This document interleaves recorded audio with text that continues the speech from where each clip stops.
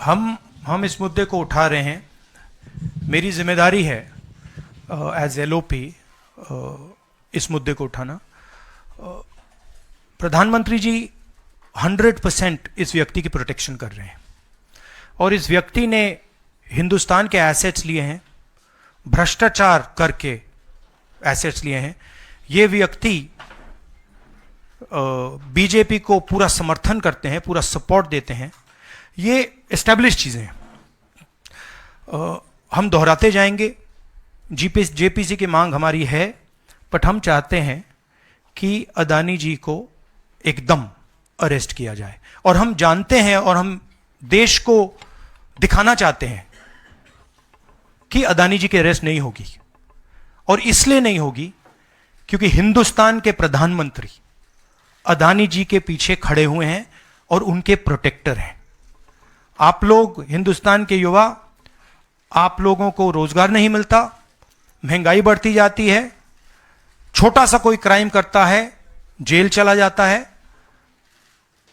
मगर अदानी कुछ भी कर ले, हिंदुस्तान के प्रधानमंत्री और एक नेटवर्क, जिस नेटवर्क को हम एक्सपोज करके देश को दिखाएंगे।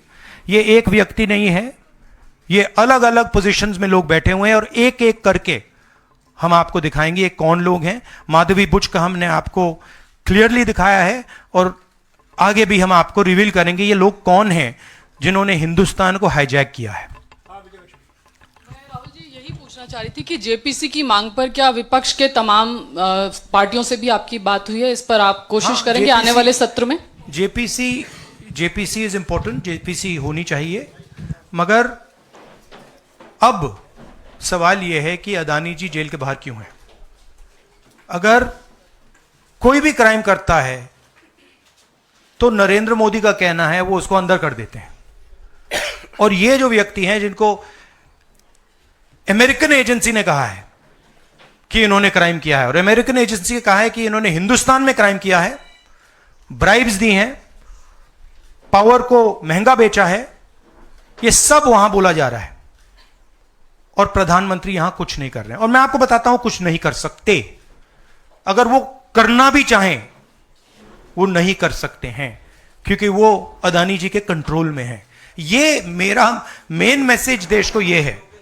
जेपीसी है, अदानी जी के अरेस्ट है, मगर मैं जनता को कहना चाहता हूं, आप नोट कीजिए, स्कैम किया है 2000 करोड़ रुपए का, मगर मैं आपको गारंटी देके कह रहा हूं यह व्यक्ति ना अरेस्ट होगा ना इस पे इन्वेस्टिगेशन होगा क्योंकि प्रधानमंत्री इसके साथ जुड़े हुए हैं। मौसमी राहुल जी, आपने कहा कि प्रधानमंत्री की एक तरीके से साठगांठ है और लगातार आपका जो स्टैंड है वो विंडिकेट कहीं ना कहीं हुआ। क्या आपको लगता है, क्योंकि आप कह रहे हैं कि इनको अरेस्ट होना चाहिए भारत में भी, जो राज्य सरकारें हैं और जो रिपोर्ट आई है, जो फैसला है, उसमें भी कई राज्य सरकारों की संलिप्ति है जिन्होंने ब्राइब ली है, तो क्या जो राज्य सरकारें हैं, चाहे वो कर्नाटक सरकार हो, तेलंगाना ने एमओयू साइन किया 2024 इकोनॉमिक फोरम में, क्या प्रोएक्टिव कदम लेके आप अपनी सरकारों को संदेश देंगे? बिल्कुल अदानी जी का अरेस्ट होना चाहिए और जो भी इस मामले में इन्वॉल्व है उस पर कार्रवाई होनी चाहिए, चाहे वो कहीं का भी हो, कोई भी हो। हाँ सिद्धार्थ, आपने स्टेट्स के नाम लिए, राजस्थान भी इसमें इन्वॉल्व है।